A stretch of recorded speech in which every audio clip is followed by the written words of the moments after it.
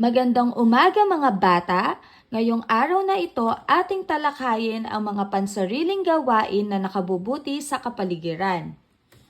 Bago tayo tumungo sa ating leksyon, narito ang ating layunin. Pagkatapos ng aralin, ang mga mag-aaral ay inaasahang nakakikilala ng mga pansariling gawain na nakabubuti sa kapaligiran. Naiisa-isa na ang mga pansariling gawain na nakabubuti sa kapaligiran ay magdudulot ng ligtas, maayos at malinis na pamayanan. Panimulang gawain. Bilang mag-aaral, anong papel ang iyong gagampanan upang maging maayos ang ating kapaligiran? Mga susing salita. Ating namang hulaan ano ang mga halong letra.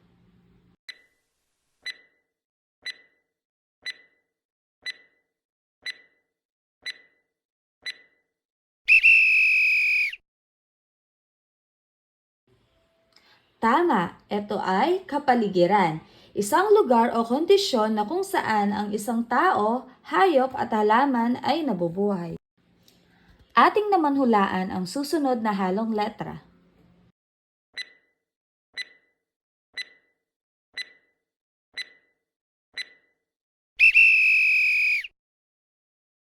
Tama, ito ay kapahamakan. Ito ay tumutukoy sa panganib o pinsala na maaaring idulot sa isang tao, lugar o bagay. Ating talakayin. Bilang mag-aaral, mahalagang malaman at maunawaan ninyo ang inyong papel na ginagampanan sa pagpapanatili ng malinis at maayos na kapaligiran. At upang higit ninyong maunawaan ang inyong papel, ay sama-sama natin gawin ang mga sumusunod na gawain. Basahin ang slogan.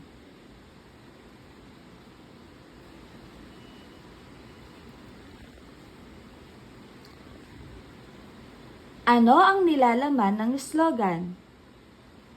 Bakit kailangan nating pangalagaan ang ating kapaligiran?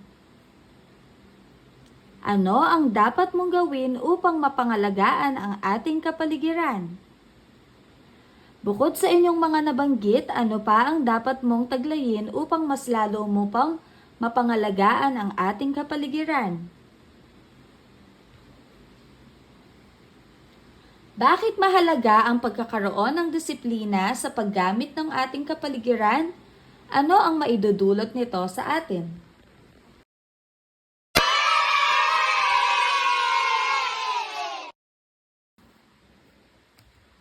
Pagmasdan ng mga larawan.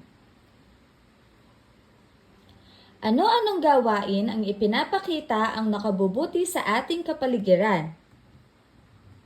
Alin sa mga gawaing iyan ang iyong ipinapakita upang pangalagaan ang ating kapaligiran? Bukod sa mga gawaing iyan, mayroon pa ba kayong ginagawang hakbang upang mapabuti ang ating kapaligiran? Ano-ano ang mga ito?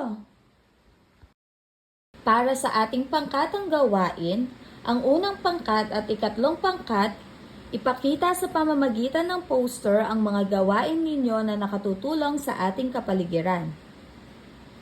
Ang ikalawa at ikaapat na pangkat naman ay sumulat ng 5 gawain na nakabubuti sa ating kapaligiran.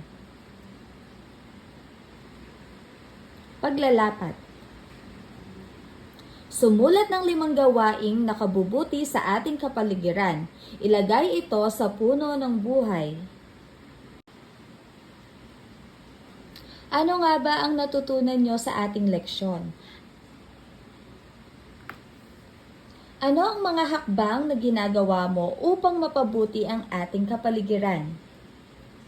Ang mga pansariling gawain tulad ng pagtatapon ng basura sa tamang lugar, pagbabawas ng paggamit ng plastik, pagtatanim ng puno at halaman, pagpupulot ng mga kalat na nakikita sa paligid, paglilinis sa loob at labas ng paaralan at paghihiwalay ng nabubulok at hindi nabubulok.